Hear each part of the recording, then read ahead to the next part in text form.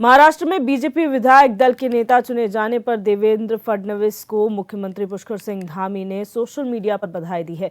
उन्होंने पोस्ट करते हुए लिखा कि मुझे पूरा विश्वास है कि प्रधानमंत्री नरेंद्र मोदी के मार्गदर्शन में सबका साथ, सबका विकास, सबका विश्वास, सबका प्रयास के मंत्र के साथ महाराष्ट्र विकास के रास्ते पर बढ़ता रहेगा।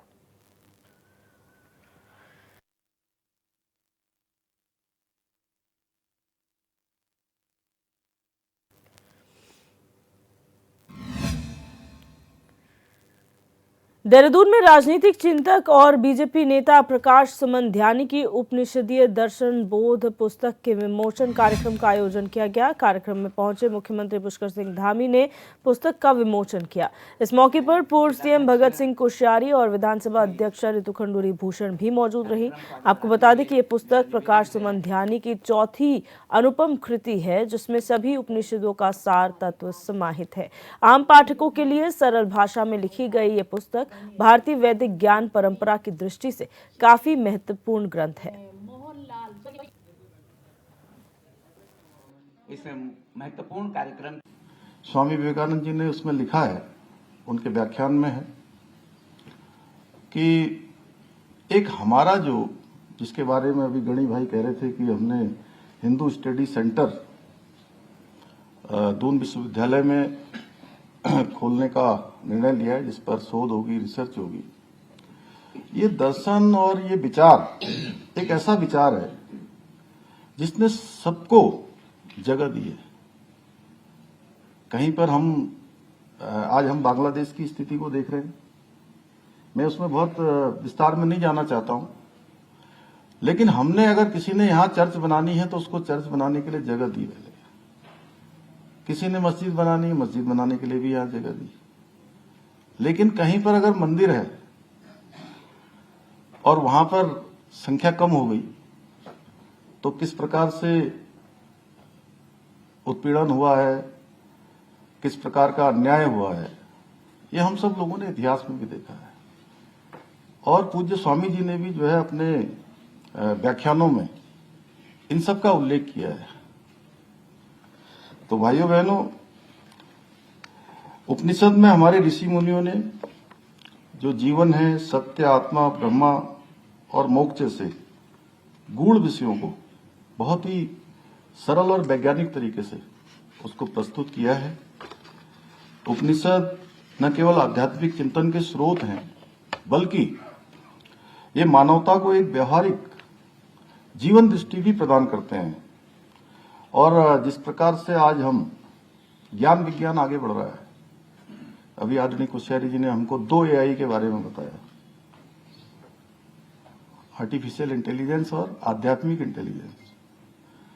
तो जिस प्रकार से आज ये ज्ञान विज्ञान आगे बढ़ रहा है, तब जो उपनिषदों का जो ज्ञान है, हमारे वेदों का ज्ञान है, वो हमारे लिए और भी प्रासंगिक हो जाता है।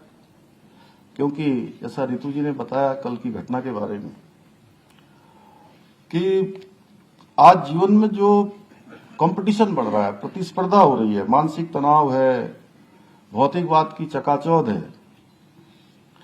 और इस सब के बीच में हमें आत्मा और ब्रह्मा की जो खोज है वो निश्चित रूप से हमको प्रेरणा देने का काम करेंगे।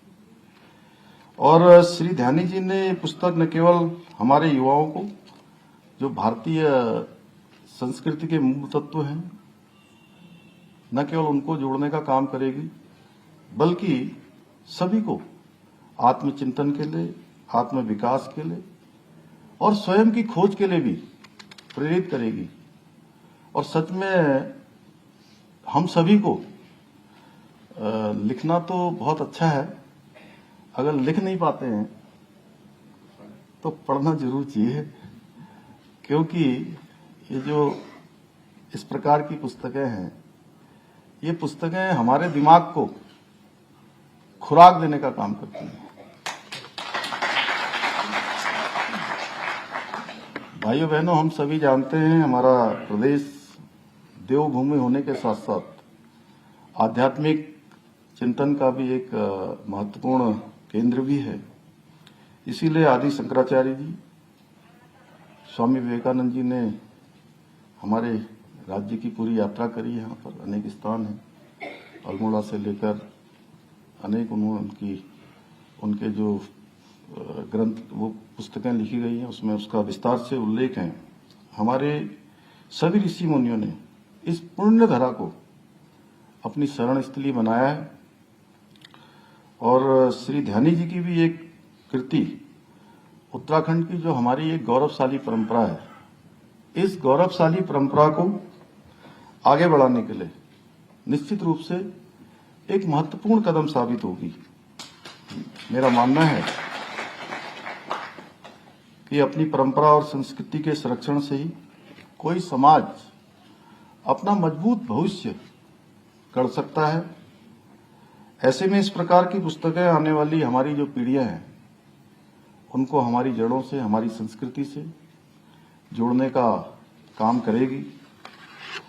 और बहुत ज्यादा न कहते हुए आप सबका एक बार फिर से यहाँ पर स्वागत करते हुए, आप सबका अभिनंदन करते हुए और आदरणीय ध्यानी जी को उनकी इस अनमोल कृति के लिए बहुत बधाई। लैंसडाउन से बीजेपी विधायक दिलीप सिंह रावत ने मुख्यमंत्री को पत्र लिखकर वन संरक्षण अधिनियम पर चर्चा के लिए विधानसभा में एक दिन का विशेष सत्र बुलाने का अनुरोध किया है। उन्होंने आगाह किया है कि अगर सरकार सत्र नहीं बुलाएगी तो वो सदन में नहीं जाएंगे। वहीं उनकी इस चिंता पर बीजेपी विधायक विनोद चमोली ने भी उनका साथ देने की बात कही है। उनका कहना है कि हमारे विधायक दिलीप सिंह रावत बहुत सीनियर विधायक हैं और उनकी चिंता गंभीर है। सरकार को उनकी चिंता पर ध्यान देने की जरूरत है। उन्होंने आगे कहा कि दिलीप सिंह रावत के क्षेत्र की समस्याओं का जल्द ही निदान होगा।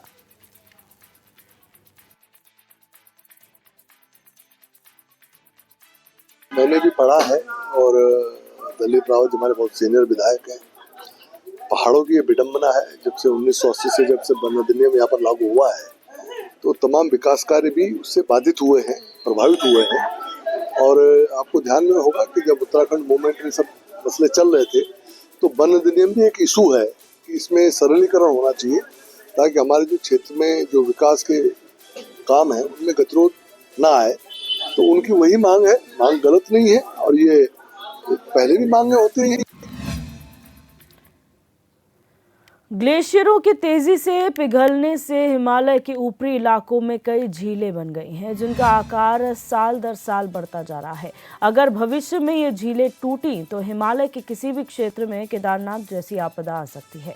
इनमें चमोली जिले के धौली गंगा बेसिन में रायकाना ग्लेशियर की वसुधरा झील भी शामिल है, जिसका आकार भी तेजी से बढ़ रहा है। उत्तराखंड आपदा विभाग ने पिछले दिनों अति संवेदनशील वसुधारा ताल के निरीक्षण के लिए वाडिया और अन्य संस्थाओं के वैज्ञानिकों की टीम भेजी थी, जिसके बाद अब टीम लौटकर झील की मौजूदा स्थिति पर रिपोर्ट तैयार कर रही है। इस संबंध में आपदा प्रबंधन सचिव विनोद कुमार सुमन ने बताया कि उत्तराखंड में 5 ग्लेशियर झीलों को संवेदनशील कहा गया है, लेकिन अभी किसी प्रकार से कोई खतरे की बात नहीं है।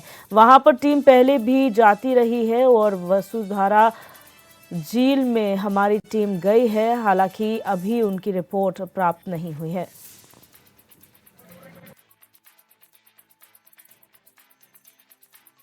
बहुत सारे ग्लेशियर लेक हैं, पूरे देश में हैं, उत्तराखंड में भी कई हैं, जिसमें से 5 को संवेदनशील कहा है उन्होंने। किसी प्रकार से कोई खतरे की बात नहीं है। वहाँ पे टीम पहले भी जाती रही हैं। वसुधारा लेक में अभी हमारी टीम गई है, उनकी रिपोर्ट हमको प्राप्त नहीं हुई है, बट मेरी उनसे वार्ता हुई है। किसी प्रकार से कोई चिंताजनक स्थिति नहीं है। एक बार रिपोर्ट आ जाने दीजिए, फिर हम उसमें क्या मेजर उठाने हैं करेंगे। और यह एक बार का कार्य नहीं है, इसे कई वर्षों तक ग्लेशियर को देखना होता है कि क्या उसमें चेंजेस हो रहे हैं। उस चेंजेस के कारण कोई खतरा तो नहीं उत्पन्न हो सकता है, उन सबको देखते हैं। पिथौरागढ़ के जिलाधिकारी विनोद गोस्वामी सिंचाई विभाग कार्यालय का निरीक्षण करने पहुंचे। कार्यालय में कोई भी कर्मचारी मौजूद न होने पर डीएम काफी गुस्सा नजर आए और एक उपस्थित कर्मचारी को छोड़कर सभी कर्मचारियों का वेतन रोक दिया गया। आपको बता दें कि जिलाधिकारी का पदभार संभालने के बाद उन्होंने सभी कर्मचारियों को आदेश दिया था कि सभी समय से कार्यालय पहुंचे, लेकिन इस तरह की लापरवाही से डीएम खासा नाराज नजर आए।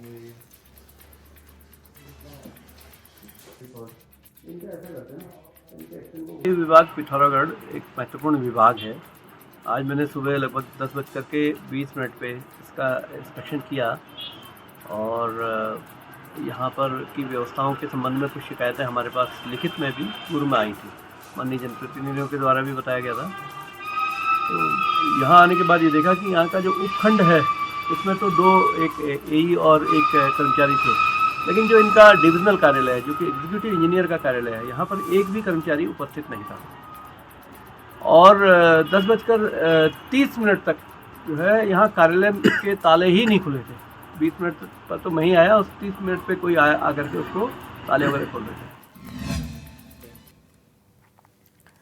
रामनगर में वन पंचायत सरपंच संगठन कार्यकारिणी के प्रदेश अध्यक्ष घनानंद शर्मा ने तराई पश्चिमी वन प्रभाग वनाधिकारी से मुलाकात की। इस दौरान दोनों के बीच वन पंचायत के विकास कार्यों, वनाग्नि घटनाओं, वन विभाग ग्रामीणों के आपसी तालमेल बनाए रखने समेत कई मुद्दों को लेकर बातचीत हुई। वहीं वनाधिकारी ने सभी मांगों और समस्याओं को जल्द से जल्द ठीक करने का आश्वासन भी दिया। हम चाहते हैं कि जो उनका द्वारा जो प्रयास किया जा रहा है उसको सफल बनाने में हमसे जो भी सहयोग होगा हम लोग करेंगे, जरूर निश्चित तौर पर करेंगे।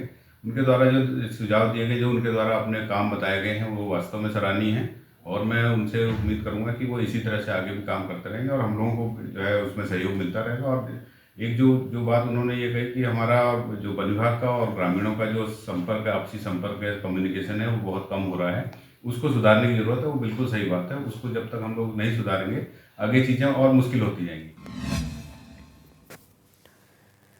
इस साल बारिश में पिंडर और प्राणवती नदी के उफान में आने से थराली के बाजार क्षेत्र में जगह जगह भारी मात्रा में मलबा एकत्रित हो गया, जिसकी वजह से अब पिंडर नदी का रुख स्थानीय आवासीय मकानों और दुकानों की तरफ हो गया है, जिससे आगामी बरसात में बाजार को काफी खतरा हो रहा है। वहीं प्राणवती नदी में भी बादल फटने से पिंडर और प्राणवती के संगम पर भारी बोल्डर, पत्थर और गाद जमा होने से भी पिंडर का वेग थम सा गया है, जिसके बाद स्थानीय लोगों ने एसडीएम से जल्द मलबा हटाने की मांग की है। इसी समस्या के समाधान को लेकर एसडीएम ने सिंचाई विभाग और स्थानीय लोगों के साथ बैठक की है। बैठक में एसडीएम ने सिंचाई और राजस्व विभाग की टीम को पिंडर नदी में जमा मलबे को हटाने के निर्देश दिए हैं, जिसके बाद स्थानीय लोगों ने राहत की सांस ली है।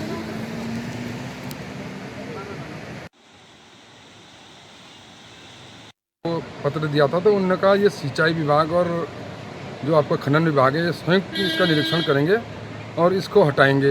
वो उसको चैनलाइज करना चाह रहे थे, लेकिन हमने कहा इस मलबे को उठना है। जब ये मलबा उठेगा तभी ये बाजार बचेगा, वरना इसका चैनलाइज से कोई सॉल्यूशन नहीं। कितना खतरा बरसात को क्या देखो एक, और अगर बीच में अगर कोई सर्दी की बारिश हो गई उसमें भी जा सकता बाजार। इतना खतरनाक हो रखा है बाजार जो है। नदी का जो रुख हो गया सीधे मुख्य बाजार की तरफ हो गया है। एक साइड जो है कि पूरा मलबा भर गया है, गाद काफ़ी भर गया है। 7 से 8 मीटर नदी का लेवल एक साइड टूट गया है, जिससे कि सीधे नदी बाजार की तरफ हिट मार रही है। आने वाले समय बहुत खतरा है। अगर बरसात में ये मलबे का चुगान नहीं हुआ या उठान नहीं हुआ तो बहुत बड़ा नासूर बन जाएगा। मार्केट में जो पिंडर का चैनल है वो दोनों तरफ आबादी की तरफ कहीं कहीं पर डैमेज कर रहा है, तो इसके लिए सिंचाई विभाग के द्वारा एक विस्तृत कार्य योजना बनाई गई है। इसी के निरीक्षण के लिए आज हम मार्केट में गए थे और इसका निरीक्षण किया गया है। उसमें निर्देश दिए गए हैं इस कार्य योजना को शीघ्र भेजकर स्वीकृत कराने के बाद कार्य कराया जाएगा इसमें, ताकि आगामी मानसून से पहले कोई आपदा जैसी स्थिति न पड़े। थराली इसमें हमको जैसे जिलाधिकारी महोदय से निर्देश प्राप्त हुए हैं और ये हमको भूतत्व खनिज कर्म निदेशालय उत्तराखंड के द्वारा है। जैसे यहाँ पर विगत 2 वर्षों से समस्या आ रही है कि प्राणवती में जो बादल फटने से बहुत ज़्यादा मलबा उसके मुहाने पे इकट्ठा हो गया। इससे पीछे जो है डिपोजिशन हो रहा है और इससे जो मैं अभी जब सितंबर में यहाँ ज्वाइन किया था तो मैंने स्वयं भी कार्यस्थल पर देखा कि वहाँ पानी भरा हुआ था और इसका मूल कारण है कि जो मुहाना है पिंडर का वो प्राणवती के भारी बोल्डर्स के कारण जो है ब्लॉक हो गया था, जिससे पीछे धीरे धीरे कर डिपोजिशन हुआ और नगर गया, जिससे पानी जो है बाजार के घरों में भर रहा था। स्थित कार्य योजना तैयार। बढ़ते आगे लक्सर से खबर है, जहां ओवरलोडिंग को लेकर शुगर मिल प्रबंधन ने लिखित सूचना पत्र जारी करते हुए संबंधित ट्रांसपोर्टरों को निर्देश दिए हैं, जिसके तहत वाहनों में ओवरलोड गन्ना नहीं भरने और स्कूल के निर्धारित समय पर क्षेत्र में प्रवेश न करने की हिदायत दी गई है। पुलिस और प्रशासन को कार्रवाई करने के सख्त निर्देश भी दिए गए हैं। क्षेत्र के तहसीलदार प्रताप सिंह चौहान ने बताया कि पुलिस और प्रशासन सड़कों पर उतरकर ओवरलोडेड वाहनों को जब्त करेंगे।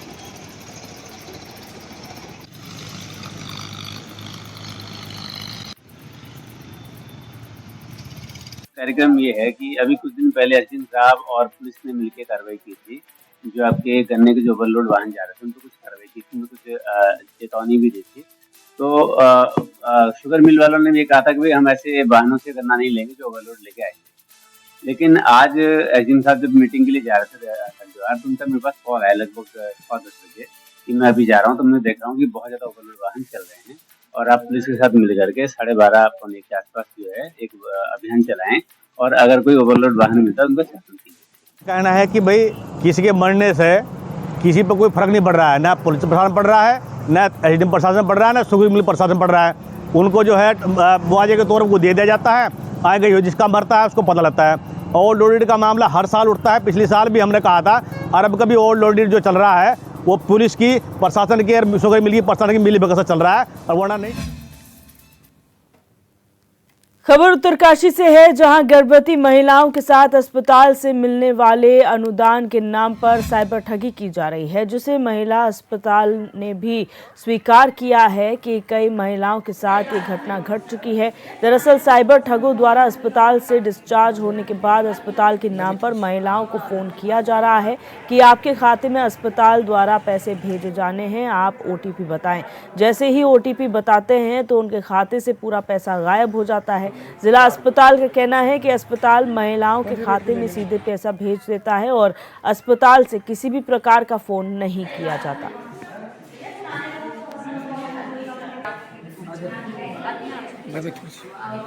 मामला संज्ञान में आया है कि जो गर्भवती महिलाएं जिनकी यहाँ पर जो है प्रसव होता है जनपद अस्पताल में, तो ये मामला संज्ञान में आया है कि इन लोगों को कोई OTP आ रहा है, इनको कॉलें आती हैं, एक फेक कॉलें जिनके माध्यम से इनको ये बताया जा रहा है कि जो है आपका जो पैसा पड़ा है उसमें जो एक स्कैम चल रहा है। तो उसके लिए जागरूकता के लिए जनपद जो अस्पताल है इस पर जो है जिला अस्पताल के अंदर एक जागरूकता के लिए इनको जब प्रसव होता है, जब ये वहाँ से रिलीव होते हैं, तो उस दौरान जो है इनको ये जानकारी दी जानी चाहिए कि ताकि जो है ये इन लोगों को ये जानकारी प्राप्त हो कि इस तरह का जो है सरकार की तरफ से कोई भी मैसेज या कोई कॉल जो है मरीज को नहीं आती है। महिलाओं को जो है फ्रॉड कॉलें आ रही हैं और उनसे कोई OTP भी मांग रहा है, लेकिन हमारे जिला चिकित्सालय में यहाँ से कोई ऐसी कॉल नहीं जाती है। उनके गर्भवती महिलाओं के जो है हम उनके अकाउंट नंबर लिया जाता है और उनके डायरेक्ट उनके अकाउंट में पैसा ट्रांसफ़र कर दिया जाता है। और इस मामले में जो है हम यहाँ पर भी एक अवेयरनेस हमने बोल दिया है कि वहाँ पर जो है एक नोटिस लगा दें कि किसी को भी कोई ऐसा कॉल आता है तो उसकी सूचना हमें तुरंत दें, पुलिस को दें और किसी को OTP शेयर ना करें। और ये हम जो है इसमें अवेयरनेस प्रोग्राम करेंगे। सीमांत जनपद उत्तरकाशी, यहाँ पे जो गर्भवती महिलाएं हैं अस्पताल में जब उनकी डिलीवरी होती है तो उसके बाद जो है यहाँ से जो है बताई जा रही है कि एक कॉल जो है महिलाओं को जा रही है और उसके बाद जो है उससे OTP पूछ के जो है उसके जो पैसे हैं वो जो है उनके खाते से गायब हो रहे हैं। जिला अस्पताल का कहना है कि हम भी किसी भी प्रकार से किसी भी महिला को जो है डिलीवरी के होने के बाद जो है यहाँ से फ़ोन नहीं करते हैं। तो जनपद उत्तरकाशी में बहुत बड़े पैमाने पर जो इस तरह का जो है साइबर फ्रॉड महिलाओं के साथ जो है हो रहा है। और जो जिला अस्पताल है उनका कहना है कि जो महिलाएं हैं उनको जो है अगर ऐसी कॉल आती है तो तुरंत उत्तरकाशी जो पुलिस स्टेशन है वहाँ पे जो है वो संपर्क करें और जो जिला चिकित्सालय है उसके लिए जो है अब से जो है महिलाओं के लिए जो है अवेयरनेस प्रोग्राम चलाया जा रहा है ताकि जो है इस फ्रॉड से उनको बचाया जा सके। दीपक नोटल, HNN न्यूज़, उत्तरकाशी। अब बात करेंगे नरेंद्रनगर से खबर की, जहां सशक्त भू कानून पर जनता की राय जानने के लिए उपजिलाधिकारी देवेंद्र सिंह नेगी ने बैठक की। बैठक में जनप्रतिनिधियों ने सुझाव रखते हुए कहा कि उत्तराखंड को भू माफियाओं के चंगुल से बचाने के लिए हिमाचल की तर्ज पर सशक्त भू कानून लागू किया जाए। लोगों ने सुझाव दिए कि प्रदेश में उच्च स्तरीय सर्वदलीय बैठक में चिंतन मनन कर मौजूदा लचर भू कानून व्यवस्था की जगह एक सशक्त भू कानून लागू किया जाए ताकि उत्तराखंड की जमीन को बाहरी व्यक्तियों के हाथों में जाने से बचाया जा सके।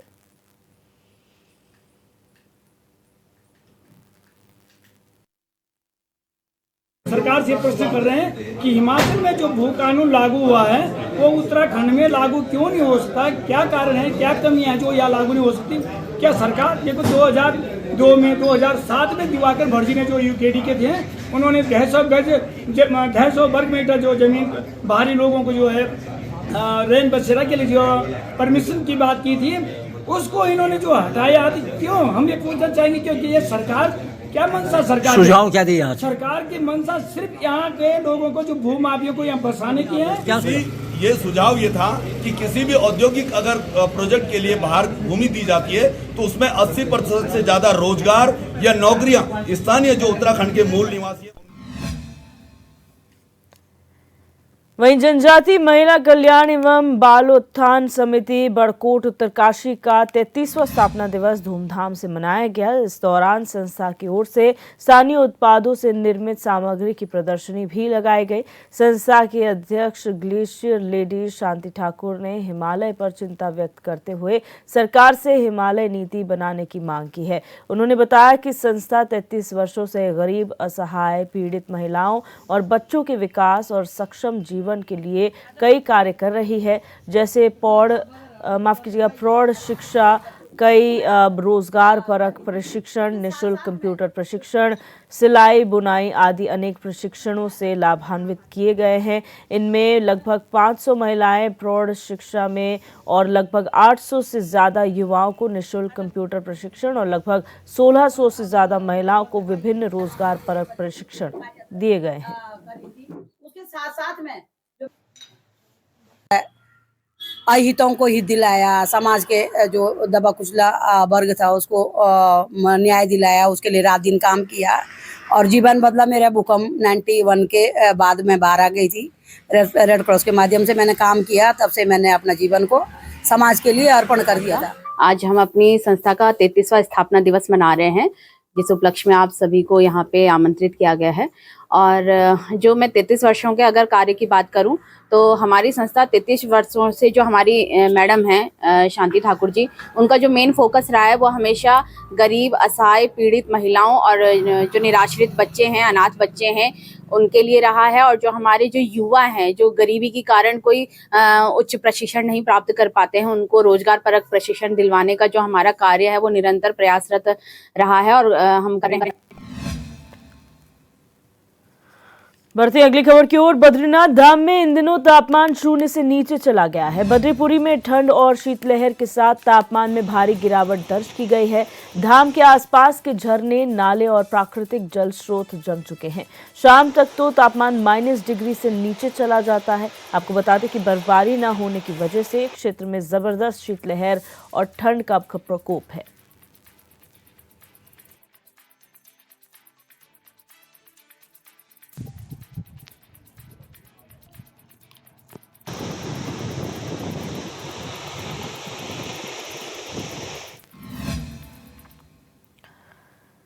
अल्मोड़ा में किसानों की बिखरी हुई जमीनों को स्वैच्छिक चकबंदी से एकीकृत किया जाएगा, जिसके लिए कृषि विभाग ने ग्रामीणों से चकबंदी के लिए स्वैच्छिक प्रस्ताव मांगे हैं। इस योजना के तहत छोटे जमीन के टुकड़ों को एक स्थान पर जोड़ा जाएगा, जिससे खेती करना आसान होगा और कृषि उत्पादकता में बढ़ोतरी होगी। साथ ही किसानों को अपनी जमीन का बेहतर उपयोग करने और आजीविका बढ़ाने में सहायता मिलेगी।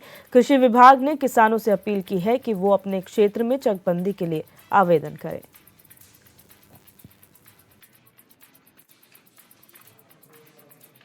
इस पर जनपद अल्मोड़ा के समस्त कृषकों से हमने स्वैच्छिक चकबंदी के तहत प्रस्ताव मांगे गए हैं। इसमें किसी गांव में कृषकों की जो ज़मीन होती है सामान्यतः वो बिखरे हुए खेत में रहते हैं, अलग अलग जगह पे उनके खेत होते हैं।